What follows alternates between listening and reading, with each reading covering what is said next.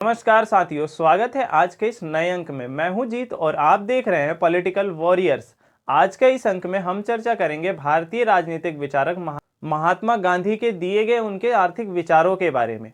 महात्मा गांधी ने अपने जो आर्थिक विचार प्रतिपादित करने का प्रयास किया है, वह भारतीय परिदृश्य में उनके दिए गए आर्थिक विचार किस तरह से प्रासंगिक है, किस तरह से लाभकारी है। तो बने रहिए वीडियो के अंत तक। मैं हूं जीत और आप देख रहे हैं पॉलिटिकल वॉरियर्स। तो चलिए बिना किसी भूमिका के महात्मा गांधी द्वारा दिए गए उनके आर्थिक विचारों पर हम चर्चा शुरू करते हैं। इससे पहले कि हम उनके आर्थिक विचारों के बारे में आगे बढ़ें, हमें उनके द्वारा दिए गए आर्थिक विचारों के संबंध में जो उस समय की ऐतिहासिक पृष्ठभूमि थी, जिसके अंतर्गत उन्होंने जो है आर्थिक विचार अपने प्रस्तुत किए हैं, उसके बारे में जान लेना बहुत जरूरी है। कोई भी विचारक जब अपने विचारों को प्रतिपादित करता है या वो अपने विचार समाज को देता है, तो उस समय सामाजिक जो ऐतिहासिक पृष्ठभूमि रहती है, जो समाज की पृष्ठभूमि रहती है, राजनीतिक तौर पर, सामाजिक तौर पर या आर्थिक तौर पर, या हम यूं कह लें सांस्कृतिक तौर पर, उस समाज के जैसा परिदृश्य रहता है, उस समाज के अंतर्गत ही कोई भी विचारक अपने विचारों को प्रतिपादित करता है। ठीक वैसा ही हम महात्मा गांधी के संदर्भ में भी देखते हैं। जब महात्मा गांधी अपने आर्थिक विचारों को प्रस्तुत करने का प्रयास कर रहे हैं, तो उस समय भारतीय समाज की जो आर्थिक विचार की दृष्टि से देखे जो ऐतिहासिक पक्ष था, उसमें जो उन्होंने स्वीकार किया कि राजनीतिक पक्ष के साथ साथ, सामाजिक पक्ष के साथ साथ भी भारत को बेहतर बनाने के लिए भारत के आर्थिक पक्ष पर भी जोर देने का उन्होंने ज्यादा महत्व दिया है। साथ ही उन्होंने बताया कि जो भारत का ऐतिहासिक पक्ष था, अगर हम भारत के उस समय के परिदृश्य को देखें तो भारत जो था ब्रिटिश का उपनिवेशवाद था। ब्रिटिश का उपनिवेशवाद होने के कारण भारत का जो अंग्रेजों के वजह से जो दमनकारी नीतियां चल रही थी, वो मुख्य रूप से आर्थिक दरिद्रता का कारण बनती थी।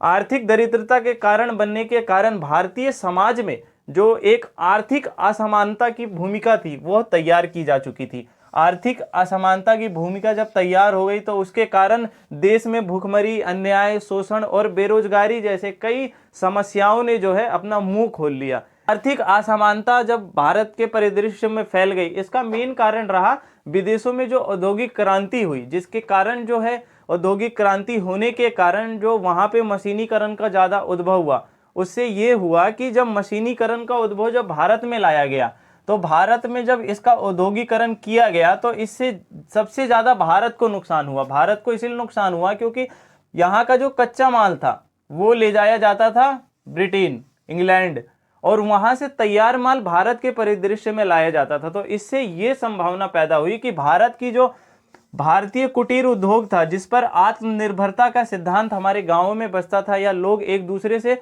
जुड़ाव महसूस करते थे कि हर एक व्यक्ति हर कार्य को नहीं कर सकता था, कुछ निश्चिंत लोग ही उस कार्य को करते थे, और इससे जो था समाज एक दूसरे से बंधा हुआ था। परंतु औद्योगिकरण के आने से ये सारे जो लोग थे वो मजदूर में तब्दील हो गए। जब ये सारे लोग मजदूर में तब्दील हो गए और ये जो भूमि थी इनकी, वो खेतीहर लोग हो गए, इनकी भूमि भी ऑक्युपाई कर ली गई थी ब्रिटिश साम्राज्य के द्वारा। तो ऐसी स्थिति में जब ये लोग मजदूर हो गए और मजबूर हो गए इस औद्योगिकरण के कारण मजदूरी करने के लिए, तो इस तरह से भारतीयों का जो सच्चा जो अर्थव्यवस्था का सिद्धांत था, वह एक रूप से नष्ट हो चुका था। और उस समय हम देखते हैं कि कई तरह के बंगाल का विभाजन हो चुका था, जहां पे विदेशी कपड़ों को होलिका जलाई गई। और इस संदर्भ में भी कई जो राज्य थे वो छोटी छोटी रियासतों में बटे हुए थे, जिन्हें अपने के लाभ से ही काम था, और दूसरा समाज जो था एक तरह से बिखरा हुआ था। आर्थिक तौर पे देश में जो भुखमरी की हालात पैदा हुए थे, और ब्रिटिशों का काम था कि सिर्फ यहाँ से जितना हो सके वो धन इकट्ठा करके अपने इंग्लैंड भेजना। ऐसी स्थिति में जो थी, भारत का जो सच्चा अर्थशास्त्र था वो लुप्त हो चुका था। भारत का सच्चा अर्थशास्त्र, महात्मा गांधी कहते हैं कि वो नैतिकता के तथ्यों पर अगर नहीं पला है, जब तक नैतिक के मूल्यों पे, वो सच्चा अर्थशास्त्र वही है जो नैतिक के मूल्यों पर तला हो। और अगर ऐसा सामाजिक जो नैतिकता है अगर वो विद्यमान नहीं रहेगी, तो समाज में हमेशा शोषणकारी नीतियों का प्रभाव रहेगा। अगर हम नैतिकता के सिद्धांतों का त्याग कर देंगे, तो हम जो है सच्चा अर्थशास्त्र जो है, सच्चा जो आर्थिक संबंधी विचार है, वो हम प्रस्तुत नहीं कर पाएंगे। तो तो इस तरह से हम देखते हैं कि महात्मा गांधी के समय में जो ऐतिहासिक पृष्ठभूमि थी भारतीय समाज अर्थव्यवस्था की, वो एक तरह से चरमराती व्यवस्था थी, जहां पर ब्रिटिशों के द्वारा समाज में जो था एक तरह से दमनकारी नीतियों का प्रभाव किया जा चुका था और शोषणकारी नीतियों का ज्यादा प्रभाव था। ऐसे में जो है महात्मा गांधी अपने अपने आर्थिक विचारों का प्रतिपादन करते हैं। महात्मा गांधी द्वारा दिए गए उनके आर्थिक संबंधी विचार जो हम देखते हैं, उनके द्वारा लिखी जो मूल पुस्तक है उनके द्वारा हिंद स्वराज पुस्तक में जो है उनकी आर्थिक संबंधी विचार की झलक हमें देखने को मिलती है, जिसमें उसमें 20 अध्याय, जो इस पुस्तक में 20 अध्याय हैं और उन 20 अध्यायों के माध्यम से हमें देखने को मिलता है कि उनके जो आर्थिक विचार थे वो किस तरह से थे। तो उन्होंने जो अपना पहला आर्थिक विचार के संबंध में जो पहला सिद्धांत प्रतिपादित करने का प्रयास किया है वो है ट्रस्टीशिप का सिद्धांत, या हम यूं कह लें उसे संरक्षकता का सिद्धांत। महात्मा गांधी कहते हैं कि जो आर्थिक प्रतिरोध है उसके जो प्रतिकार के रूप में जो उत्पन्न हुआ है वो है ट्रस्टीशिप का सिद्धांत। ट्रस्टीशिप का सिद्धांत ऐसे काम करता है, वो कहते हैं कि किसी व्यक्ति के पास अकूट संपत्ति है, किसी व्यक्ति के पास चाहे वो अकूट संपत्ति हो, चाहे उसे वो संपत्ति उत्तराधिकार के रूप में मिली हो या उस संपत्ति को उसने व्यापार के माध्यम से कमाया हो। अब उस व्यक्ति के पास बहुत ज़्यादा संपत्ति है, इतनी संपत्ति है कि वो अगर वो उसे उपभोग भी करना चाहे तो भी वो संपत्ति खत्म नहीं होगी। तो ऐसे में वो कहते हैं कि उस व्यक्ति को उस संपत्ति को खुद के लिए तो रखना चाहिए। वो निजी संपत्ति के पक्षधर थे, ऐसी बात नहीं है कि वो निजी संपत्ति के पक्षधर नहीं थे, वो निजी संपत्ति के पक्ष में बात अपनी रखते हैं, लेकिन वो कहते हैं कि निजी संपत्ति उतनी ही व्यक्ति के पास होनी चाहिए जितनी वो अपनी आवश्यकताओं को पूरा कर सके। उसके पास जो है सीमित संपत्ति का हक होना चाहिए और बाकी की संपत्ति उसे क्या करना चाहिए, वो कहता है कि बाकी की संपत्ति का वो मालिक नहीं, न्यासी बन जाए, जो ट्रस्टी बन जाए या ट्रस्ट हो जाए उस संपत्ति का। उतनी संपत्ति स्वयं के लिए रखे जिससे कि उसकी ज़रूरत की जो चीज़ें हैं वो पूरी हो सके, और बाकी की जितनी संपत्ति उसके पास बच जाती है वो सारी संपत्ति जो है ट्रस्ट के रूप में वो ही संचालित करेगा। हालांकि उसकी संपत्ति उसके पास ही रहेगी, वो किसी को देने के पक्षधर नहीं कह रहे हैं, वो कह रहे हैं कि उसकी संपत्ति जो है वो किसी को देना नहीं है, वो उस संपत्ति को ट्रस्ट के रूप में अपनाएगा और ट्रस्ट के माध्यम से जो है समाज में हित करेगा, सामाजिक कार्य जो है लोगों के वो करेगा, जो है सामाजिक हित होगा और सामाजिक हित के कारण जो है लोक कल्याण होगा। इससे क्या करेगा, वो स्कूल खोल सकता है या अस्पताल बनवा सकता है या मेडिकल के स्कूल खोल सकता है या कुछ ऐसी चीज़ें करवा सकता है जिसके माध्यम से समाज में भलाई होगी, और समाज में भलाई के कारण जो है समाज के जो लोग हैं वो अहिंसा के नैतिक मार्गों को अपना लेंगे। इससे ये होगा कि किसी भी व्यक्ति में हीन भावना का प्रादुर्भाव नहीं होगा। अब ये हालांकि संपत्ति का मालिक तो रहेगा, लेकिन क्या है कि ट्रस्टीशिप के द्वारा वो समाज के उन पहलुओं पे काम करेगा जिससे समाज को सबसे ज़्यादा ज़रूरत है। तो जिससे क्या होगा कि समाज में जो नैतिक मूल्य हैं, जो व्यक्ति के अंदर हीन भावना का प्रादुर्भाव होता है जिसके कारण वो प्रादुर्भाव रुक जाएगा और व्यक्ति जो है एक दूसरे से जुड़ाव महसूस करेगा। इससे क्या होगा कि व्यक्ति में और समाज में एक गठजोड़ का स्थापन होगा और जिससे कि समाज के लोगों को एक दूसरे के बारे में सोचने का अवसर मिलेगा और समाज की भलाई को कर सकेंगे। ऐसे में वो अपना जो पहला सिद्धांत ट्रस्टीशिप का सिद्धांत प्रस्तुत करते हैं, हम इस रूप में देख सकते हैं। एक उदाहरण के माध्यम से हम देखते हैं कि उदाहरण के रूप में आप सभी ने बाबा रामदेव के बारे में तो सुना होगा। बाबा रामदेव जो है वो एक जो है वो ट्रस्ट चलाते हैं, पतंजलि जो ट्रस्ट है उनकी वो चलाते हैं। अब बाबा रामदेव जो है वो ट्रस्ट चलाते हैं, इसी ट्रस्टीशिप के सिद्धांत को ही फॉलो करते हैं बाबा रामदेव। अगर हम देखें तो पतंजलि का जो पूरा प्रोडक्ट है पूरा देश स्वदेशी के रूप में फैला हुआ है और पूरे देश में फैला हुआ है। पूरे देश के द्वारा उनके पास कम से कम अभी कुछ दिन पहले 1500 करोड़ की संपत्ति का उन्होंने दावा किया था। हालांकि वो उस संपत्ति के मालिक हक नहीं है, वो स्वयं भी इस बात को कहते हैं, लेकिन क्या है संपत्ति जो मुख्य रूप से हम देखते हैं वो उन्हीं की है, लेकिन वो संपत्ति को उतना यूज करते हैं जितनी उनकी ज़रूरत हो और बाकी की संपत्ति जो है देश के भलाई के लिए कार्य किए जा रहे हैं। वो कई तरह के स्कूल चलाते हैं, कई तरह के योग केंद्र चलाते हैं। इस तरह से हम देख सकते हैं कि ट्रस्टीशिप का जो सिद्धांत है बाबा रामदेव के उदाहरण के समक्ष हम देख सकते हैं कि एक बहुरूपी और बहु जो लोगों के कार्य कर सकें, इस संदर्भ में भी वो प्रस्तुत करते हैं। उनका जो दूसरा सिद्धांत है वो है अपिग्रह का सिद्धांत। अपिग्रह का सिद्धांत ये मुख्यतः जो है ट्रस्टीशिप के सिद्धांत के जैसा ही मेल खाता है। इसमें ये बात करते हैं कि जरूरत से ज्यादा संपत्ति जो है व्यक्ति को स्वयं के पास नहीं रखनी चाहिए। व्यक्ति के पास उतनी ही संपत्ति होनी चाहिए जितनी की उसकी आवश्यकता है। अभी वर्तमान भारत में क्या है, एक रिपोर्ट आई थी अभी कुछ दिन पहले, जिसमें बताया गया था कि भारत के जो 40% संसाधन हैं, उन 40% संसाधनों पर भारत के 1% लोगों का अधिकार है। अब बताओ, ये हो रहा है देश में। जो 40% संसाधन है देश के, उस पे सिर्फ 1% लोगों का अधिकार है, तो वो इसके खिलाफ थे। वो कहते हैं कि ये गलत है। ये जो संसाधन है वो सभी लोगों में वितरित होने चाहिए। अब 1% लोग जो देश के 40% पूरे संसाधन का ऑक्यूपाई कर रखे हैं और इसको उपभोग कर रहे हैं, इसकी गलत, वो कहते हैं कि ये जो है ये गलत है। इसके सिद्धांत पे वो कहते हैं अपिग्रह का सिद्धांत होना चाहिए। जरूरत से ज्यादा संपत्ति किसी व्यक्ति के पास नहीं होनी चाहिए। हालांकि उसने किसी भी माध्यम से कमाया हो, चाहे उसका उत्तराधिकार में मिला हो, चाहे उसने व्यापार से कमाया हो, लेकिन उसकी संपत्ति का जो हक है वो मेन रूप से समाज का है। उसे समाज की भलाई के लिए करना चाहिए। हम देख सकते हैं इस संदर्भ में रतन टाटा सर को, जो रतन टाटा सर जो है समाज के कई तरह के भलाई के कार्यों को करते हैं और अपनी संपत्ति को ज़्यादा से ज़्यादा लोगों में देने का प्रयास करते हैं, डोनेशन के माध्यम से या अन्य कई तरह के कार्यों को करने के लिए वो देते हुए प्रस्तुत करते हैं। तो रतन टाटा सर का जो उदाहरण है हम इसमें देख सकते हैं कि संपत्ति का सही उपभोग तभी होगा जब वो समाज की भलाई के लिए कार्य किया जाएगा। तो इस तरह वो अपने जो है एक सिद्धांत ट्रस्टीशिप और दूसरा अपिग्रह सिद्धांत को प्रतिपादित करने का प्रयास करते हैं। महात्मा गांधी जो अपना तीसरा सिद्धांत प्रस्तुत करते हैं वो है पूंजीवाद का विरोध। पूंजीवाद के विरोध के संदर्भ में वो अपने आर्थिक विचारों को प्रतिपादित करते हैं और पूंजीवाद के स्थान पर वो समाजवादी अर्थव्यवस्था को ज़्यादा महत्व देते हैं। वो कहते हैं कि ये जो पूंजीवादी व्यवस्था है, ये पूंजीवादी व्यवस्था स्वयं के लाभ पर आधारित होती है। ये पूंजीवादी जो लोग हैं वो स्वयं के जो लाभ होता है इनका, उसी पर ये ज़्यादा आधारित रहते हैं। जबकि इसके विपक्ष में जो समाजवादी लोग हैं, जो समाजवादी अर्थव्यवस्था है, वो पूरे समाज को हिसाब से पूरे समाज को जो है देख के चलती है और सभी लोगों के लिए अर्थव्यवस्था में जगह बनाती है। लेकिन जो पूंजीवादी व्यवस्था है वह स्वयं के लाभ पर आधारित रहती है, जिसमें वो स्वयं के जो है मूल्य, वस्तु का जो मूल्य होगा वो कितना होगा वो स्वयं निर्धारित करते हैं।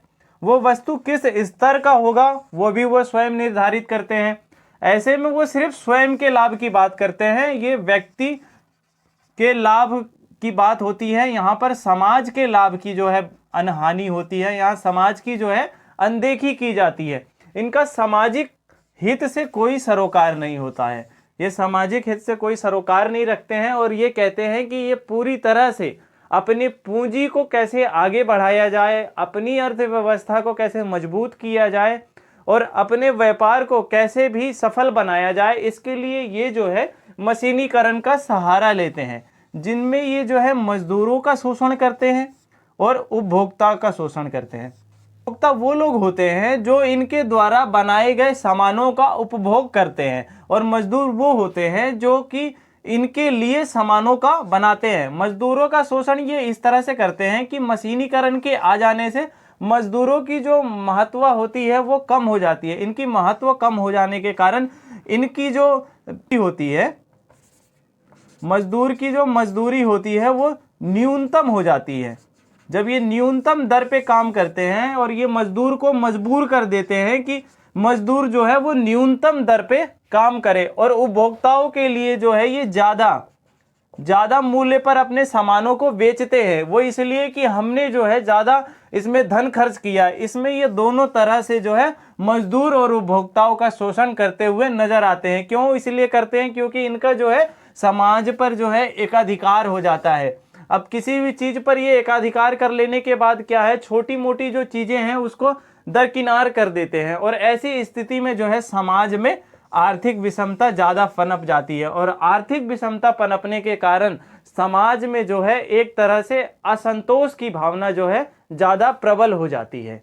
इसलिए महात्मा गांधी जी ने जो है अपने जो आर्थिक संबंधी विचार दिए थे उसमें पूंजीवाद का इस कारण उन्होंने विरोध किया था। वो जानते थे कि समाज में अगर हम पूंजीवाद को अपनाते हैं, पूर्ण रूप से पूंजीवाद को अपना लेते हैं, तो यह जो है गलत होगा। हालांकि हम देखते हैं कि कुछ तथ्यों पर वो जो है इसके समर्थन में भी है। वो कुछ रूप में जो छोटी मशीनें होती हैं उसके पक्ष में है, छोटी मशीनों को इस्तेमाल किया जा सके जिससे कि समाज में कुछ भलाई का काम हो सके, उसके वो पक्षधर थे। इसीलिए वो समाजवादी अर्थव्यवस्था के जो है भारतीय दृष्टिकोण में ज्यादा सफल मानते थे। वो कहते हैं कि किसी भी देश के लिए जो उसकी जो सांस्कृतिक ऐतिहासिक धरोहर होती है, उसकी पृष्ठभूमि होती है, उसकी जलवायु होती है, उसका जो वहाँ का वातावरण होता है, वो किस देश के लिए कैसा है इस पर निर्भर करता है। तो हमारे देश के हिसाब से जो है समाजवादी अर्थव्यवस्था सबसे ज़्यादा अच्छी है। इसीलिए हम देखते हैं कि जब भारत स्वतंत्र होता है तो उसके बाद पंडित नेहरू जो है वो समाजवादी अर्थव्यवस्था को अपनाने के ज़्यादा पक्ष के रूप में नजर आते हैं।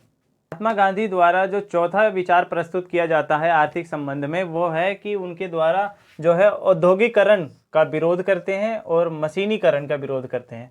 वो कहते हैं कि समाज में जो औद्योगिकरण है और जिसके कारण जो मशीनीकरण समाज में हुआ है, ये मुख्यतः औद्योगिक क्रांति के द्वारा हुआ है। जब औद्योगिक क्रांति हुई तो उसके उपरांत ये हुआ कि सारी जो अर्थव्यवस्था थी वो किसी एक व्यक्ति के हाथों में आकर सीमित हो गई, जिससे क्या हुआ कि केंद्रीयकृत अर्थव्यवस्था का निर्माण हुआ।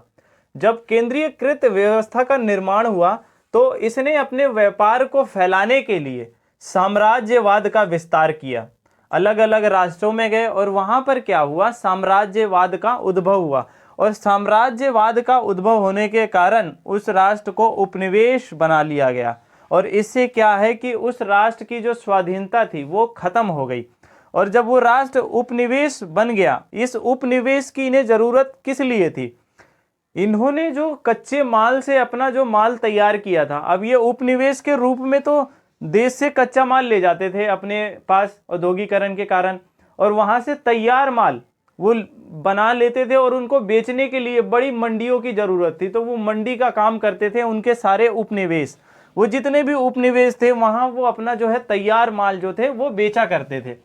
और साथ ही वो कहते हैं महात्मा गांधी की जो ये मशीनें हैं वो मानवता के लिए अभिशाप है। इससे कारण क्या होता है कि समाज में जो है घृणा पैदा होती है और साथ ही साथ समाज में ईर्ष्या पैदा होती है। आज जो है शारीरिक रूप से कमजोर हो जाता है और उसका नैतिक पतन हो जाता है।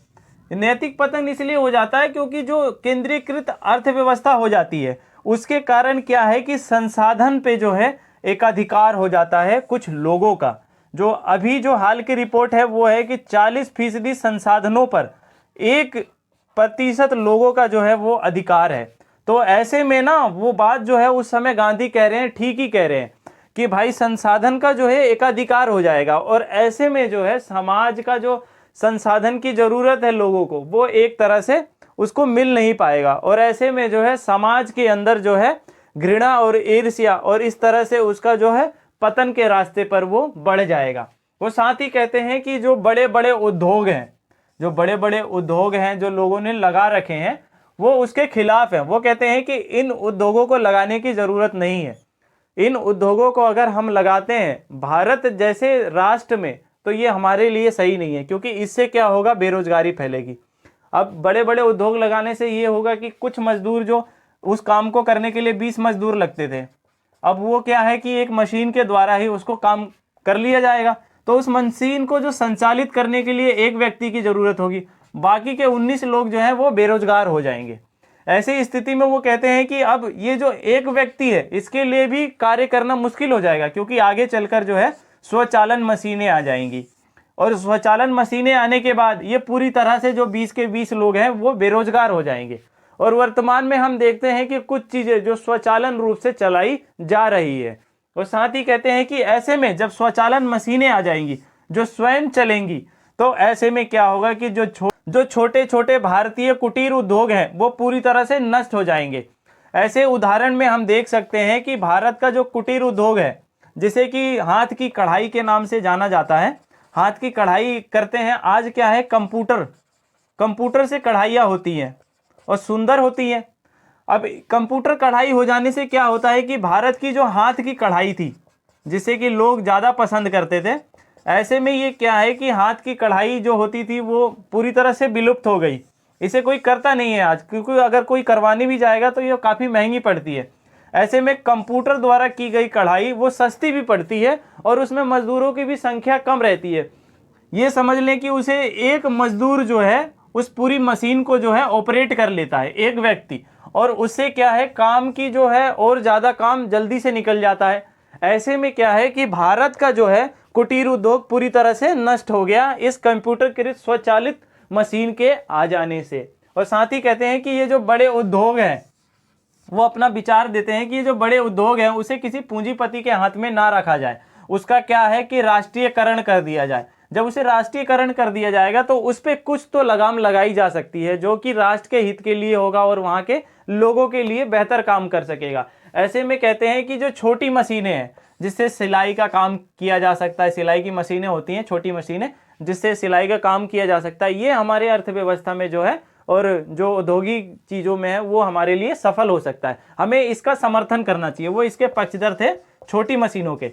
लेकिन जो बड़ी मशीनें हैं, जो स्वचालित मशीनें हैं, इससे क्या होगा कि समाज में शोषण होगा और कुटीर उद्योग नष्ट हो जाएंगे, जिससे भारतीय परिदृश्य में आने वाले लोगों को सबसे ज़्यादा दिक्कतों का सामना करना पड़ेगा। ऐसी स्थिति जो है महात्मा गांधी जो है वो उस समय देख रहे थे, अपने विचारों के द्वारा समाज को बताने का प्रयास भी कर रहे थे, लेकिन जो है समाज जो है इन सब चीज़ों को नहीं देख पा रहा था। तो ऐसी स्थिति में वो अपना चौथा विचार औद्योगिकरण का विरोध जो है प्रस्तुत करते हैं।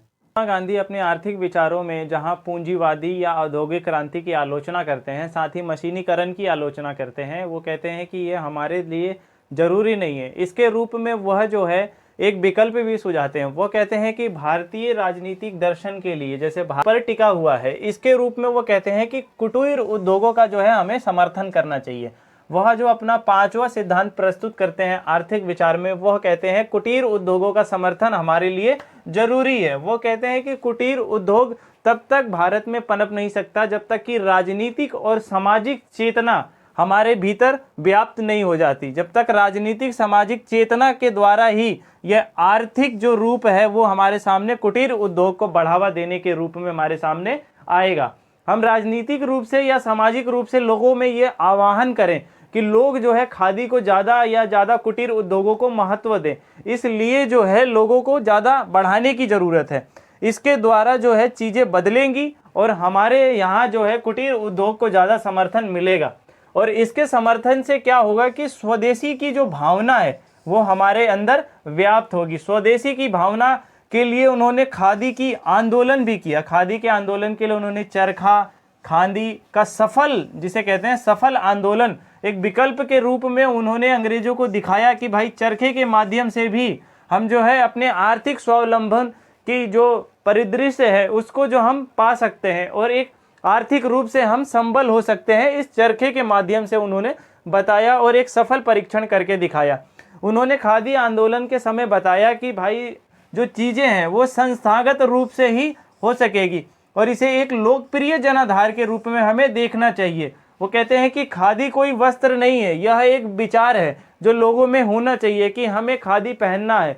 ऐसे में क्या है कि कुटीर उद्योग जो है हमारा सफल होगा और हमें इसको समर्थन मिलेगा। समर्थन से क्या होगा कि जो मानव जो शक्ति है उसे और श्रम शक्ति है उसकी प्रतिष्ठा बढ़ेगी, क्योंकि ये जो स्वदेशी खादी जो काम है, जो कुटीर उद्योग है, वो मनुष्य द्वारा होता है। तो इससे क्या हो, मानव की शक्ति है और उसमें उसका श्रम लगता है, तो इससे क्या है दोनों की प्रतिष्ठा बढ़ेगी। और इससे होगा ये कि पूंजीवाद का जो केंद्रीयकरण का जो सिद्धांत है वो पूरी तरह से असफल हो जाएगा और उसके विपक्ष में हमारा जो है विकेंद्रीकरण आर्थिक सिद्धांत जो है प्रतिपादित हो जाएगा। और विकेंद्रीकरण के सिद्धांत के द्वारा जो है इस केंद्रीयकरण सिद्धांत का खंडित कर दिया जाएगा कुटीर उद्योगों के माध्यम से, और इसमें जो है किसी का शोषण नहीं होगा। जब विकेंद्रीकरण रहेगा, जब लोग एक दूसरे पे आत्मनिर्भर रहेंगे। गांव के लोग क्या करते हैं, वह जो है एक दूसरे पे आत्मनिर्भर रहते हैं। अगर किसी कोई दूसरा काम करता उसके यहाँ वो दे दिया, उसके बदले में उससे वो ले लिया, ऐसे क्या है, एक दूसरे के समन्वय की स्थिति बनी रहती है और किसी के अंदर ईर्ष्या या भाव का जो है जागृत भाव नहीं उत्पन्न होता। इस स्थिति में क्या है, सभी का एक दूसरे से मेल मिलाप बना रहता है। उसी चीज को वो यहाँ पे प्रदर्शित करते हैं कि इस कारण जो है विकेंद्रीकरण हमारे लिए संभव होगा और पूंजीवाद का जो केंद्रीकरण जो चीजें हो रही हैं वो खंडित हो जाएगी। इसके लिए वो कहते हैं कि स्वावलंबन की जो ग्राम स्वावलंबी की अवधारणा है उसे प्रस्तुत करते हैं। वो कहते हैं कि विकेंद्रीकरण के द्वारा जो है, इस विकेंद्रीकरण के द्वारा ग्राम स्वावलंबन की जो अवधारणा है वो प्रस्तुत होगी, क्योंकि गांव में क्या होता है, जितनी आवश्यकता है उतना ही उत्पादन होगा और उत्पादन ही उतना ही होगा जितना कि उसका उपभोग कर लिया जाए। उससे ज़्यादा के वो चीज़ें करते ही नहीं है, उसको उतना ही आवश्यकता के अनुसार रखते हैं, उत्पादन करते हैं और उसका उपभोग करते हैं। इससे क्या है कि समाज में जो है एक सामंजस्य की स्थिति बनी रहेगी। ये तीनों चीज़ें जब अपने अपने सूत्र से काम करेंगी तो ना चीज़ें कोई बढ़ेगी ना घटेगी, और इससे क्या होता है, कोई भी चीज़ का एक ठहराव नहीं होगा। पूंजीवाद में क्या होता है कि वो जो चीज़ें हैं वो अगर वो देख लेते हैं कि उसकी बाजार में ज़्यादा सप्लाई है, चीज़ों को वो स्टोर करने लग जाते हैं, और ऐसे में क्या है कि पूंजी का जो है ना एक जगह जो है निवेश रुक जाता है। लेकिन गाँव के स्तर में ऐसा नहीं है। वो कहते हैं कि कोई बात नहीं, लोगों की वहाँ पे नैतिकता से जुड़ा होता है, यहाँ लोग एक दूसरे के नैतिक मूल्य से जुड़े रहते हैं। वो कहते हैं कि भाई जो जैसा करेगा वैसा भरेगा। इस सिद्धांतों पे क्या है, गाँव का जो सिद्धांत है वो चलता है, लेकिन पूंजीवाद का जो सिद्धांत है वो इस सिद्धांत पे नहीं चलता। वो विशेष तौर पे अपने पूंजी को ही सबसे ज़्यादा महत्व देता है। तो इसलिए वो कहते हैं सामंजस्य की स्थिति बनेगी और गांव जो है हमारा आत्मनिर्भर हो जाएगा और इससे क्या होगा, स्वावलंबी विकास हमारा होगा। इसलिए जो है वो एक विकल्प के तौर पर कुटीर उद्योगों का समर्थन करते हैं और कहते हैं कि हमें इसको बढ़ावा देने की आवश्यकता है। अगर हम इसे अपनी बढ़ावा देंगे, राजनीतिक और सामाजिक रूप से इसे जब तक बढ़ावा नहीं दिया जाएगा तब तक ये भारत के दर्शन में व्यवस्थित रूप से फिट नहीं होगा। महात्मा गांधी अपना अगला और अंतिम जो सिद्धांत प्रस्तुत करते हैं वो है वर्ग सहयोग का सिद्धांत। वो कहते हैं कि वर्ग सहयोग का सिद्धांत के माध्यम से जो है आर्थिक संपन्नता देश में आ सकती है। वह जहां साम्यवाद का यह सिद्धांत है कि वह वर्ग संघर्ष पर आधारित है, वही वो कहते हैं कि वर्ग संघर्ष के विपरीत हमें वर्ग सहयोग पर बल देने की जरूरत है। वो कहते हैं कि जो साम्यवाद की जो विचारधारा है, जो इसमें वर्ग संघर्ष की बात करता है, उसके माध्यम से चीज़ें ठीक नहीं होगी और ये कभी संभव नहीं हो पाएगा। कोई भी पूंजीपति अपने धन को पूरी तरह से किसी को देने के पक्ष में कभी भी नहीं रहेगा। तो इस स्थिति में वो वर्ग सहयोग की बात करते हैं। वो कहते हैं कि वर्ग सहयोग किन दो लोगों में होगा। वो कहते हैं कि वर्ग सहयोग जो है पूंजीपति और मजदूरों के बीच में होगा। वो क्या आते हैं जिसमें पूंजीपति और मजदूरों के जो हक होते हैं, यानी जो हित होते हैं, वो परस्पर एक दूसरे के विरोध में नहीं होते हैं। वो एक दूसरे के सहयोग की भावना से भी उनके हित जो है प्रस्तुत होते हैं। ऐसी स्थिति में जो है परस्पर सहयोग की भावना और जिसके माध्यम से सामूहिक अगर प्रयोग किया जाए तो अर्थव्यवस्था को बढ़ावा मिल सकता है। ऐसे स्थिति में वो कहते हैं कि पूंजीपति और जो मजदूर हैं उन दोनों में सहयोग की आवश्यकता है। यह दोनों अगर सहयोग करेंगे, आपस में अपने हितों को लेकर टकराव नहीं करेंगे और एक दूसरे के हितों का सम्मान करते हुए आगे बढ़ेंगे और परस्पर सहयोग करेंगे और सामूहिक रूप से एक होकर कार्य करेंगे, तो ये अर्थव्यवस्था के लिए बहुत ही आगे बढ़ने के चांसेस ज़्यादा बढ़ जाते हैं।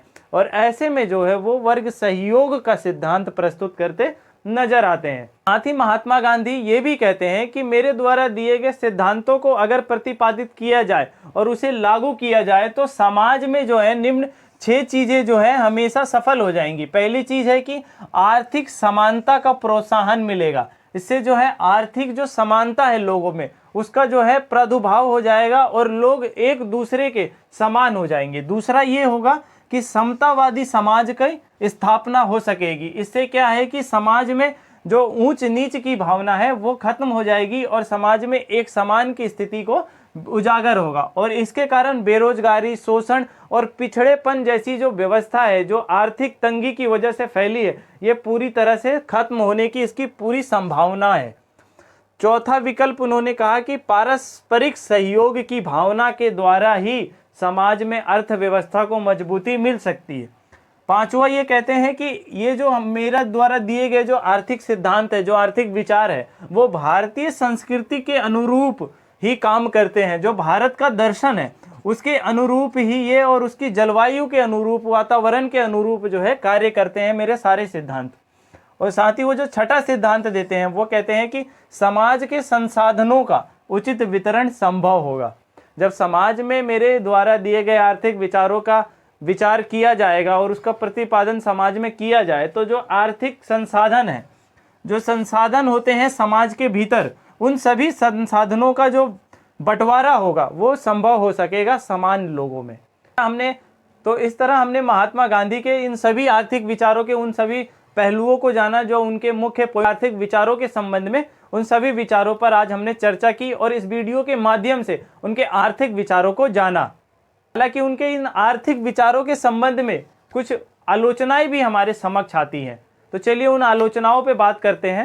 महात्मा गांधी द्वारा दिए गए उनके आर्थिक विचारों पर बाबा भीमराव अंबेडकर ने अपनी आलोचना प्रस्तुत की है। उन्होंने उनके आधुनिक संबंधी विचार के रूप में जो अपनी आलोचना प्रस्तुत की है वो इस प्रकार है कि भीमराव अंबेडकर जो है अपना मत जो है इसके समर्थन में व्यक्त करते हैं। मशीनरी और आधुनिक सभ्यता के रूप में वो कहते हैं कि मशीनरी और आधुनिक सभ्यता के कारण ही प्रजातांत्रिक जो चीजें हुई हैं वो संभव हो पाई हैं। वो कहते हैं कि मशीनरी और आधुनिक सभ्यता के कारण ये बात मानने योग्य है कि समाज में कुछ बुराइयां आई हैं। ये बात को भी भीमराव अंबेडकर मानते हैं, परंतु वो कहते हैं कि इन बुराइयों के कारण जो मेन कारण है वो है सामाजिक संगठन। जो सामाजिक संगठन है जो लोगों का, वो ऐसा है कि सामाजिक संगठन के कारण जो है संपत्ति का जो इकट्ठा करने का जो प्रादुर्भाव हुआ वो किसी एक व्यक्ति के पास हो गया। अगर इस मशीनरी और सभ्यता ने नुकसान किया होता, सभी लोगों का नुकसान किया होता, तो वो संपत्ति जो है सभी लोगों के पास आई होती, किसी एक व्यक्ति के पास संपत्ति का संचय नहीं हुआ होता। और ऐसी स्थिति में वो कहते हैं कि ये जो संपत्ति का संचय हुआ है वो गलत सामाजिक संगठन के द्वारा हुआ है। जो गलत सामाजिक संगठन उस समय समाज में व्याप्त थी, क्या किया कि पूंजी का संचयन कर लिया और किसी एक व्यक्ति द्वारा पूंजी का संचयन कर लेने के रूप में वो मशीनरी और आधुनिकता को गांधीवाद गलत ठहरा रहा है। इस दूसरी आलोचना वो अपनी प्रस्तुत करते हैं वर्ग सहयोग के सिद्धांत पर। जहां गांधीवाद वर्ग सहयोग की बात करते हैं, वही वो जो भीमराव अंबेडकर कहते हैं कि वर्ग सहयोग जैसी कोई बात हो ही नहीं सकती समाज में, क्योंकि जो ये समाज है, जो भारतीय समाज है, वो पूरी तरह से ऊंच और नीच के भावना पे ग्रसित है। जहां एक आदमी गरीब है वहीं दूसरा आदमी अमीर है। ऐसे सिद्धांत में हम एक वर्ग सहयोग की भावना को प्रबल होकर एक अमीर आदमी एक गरीब आदमी के समकक्ष कैसे हो जाएगा या उसकी मदद के लिए तैयार कैसे हो जाएगा। तो ये एक तरह से उसके जो विचार हैं गांधी जी के वर्ग सहयोग के, इसे पूरी तरह से नकार देते हैं। कहते हैं कि ये जो विचार उन्होंने दिया है ये पूरी तरह से गलत विचार है। तीसरे विचार के रूप में जो ट्रस्टीशिप का सिद्धांत वो प्रस्तुत करते हैं, रूप में भीमराव अंबेडकर कहते हैं कि ये पूर्णतः एक हास्यास्पद जो सिद्धांत है उन्होंने प्रस्तुत कर दिया है। ये सिद्धांत में उन्होंने जो है निजी संपत्ति, जो एक व्यक्ति की संपत्ति है उसके पास उस संपत्ति को रहने देना चाहते हैं। यहीं से जो समाज में है जो बुराई का उद्भव होता है, वो समाज के बंटवारे की ओर जोर नहीं देते। वो कहते हैं कि जिस व्यक्ति के पास संपत्ति है वो संपत्ति उस व्यक्ति के पास ही रहेगी, बल्कि वो व्यक्ति समाज के सामाजिक हित के लिए कार्य करेगा। ऐसी स्थिति में जो है व्यक्ति सामाजिक हित के लिए कार्य करेगा, यह संभव नहीं है, क्योंकि वर्षों से ये देखते आए हैं कि समाज में जो है संपत्तिवान व्यक्ति जो होता है वो संपत्तिहीन व्यक्ति के साथ जो है हमेशा शोषण करता है। और ऐसी स्थिति में जब व्यक्ति उसका शोषण होगा तो उसके रूप में वो ट्रस्टीशिप का सिद्धांत जो है वो लागू नहीं होगा, और ऐसे में जो है संपत्ति वाला संपत्ति कर बना रहेगा और उसका शोषण जो है वो जारी रहेगा। तो इस तरह उनके सिद्धांतों की जो है आलोचना भीमराव अंबेडकर द्वारा की गई है। तो मुझे आशा है कि इस वीडियो के माध्यम से महात्मा गांधी द्वारा दिए गए उनके आर्थिक विचारों के संबंध में आपके मन में कोई भी प्रश्न नहीं बचा होगा। आपने उनके सभी सिद्धांतों के बारे में बेहतरी से जान लिया। इस वीडियो को अभी देख रहे हैं और हमारे चैनल पर नए हैं तो आप इस चैनल को सब्सक्राइब करें, ताकि आने वाले इस तरह की और वीडियो आपको मिले सबसे पहले। और अपने दोस्तों में शेयर करना ना भूलें। तब तक के लिए जय हिंद।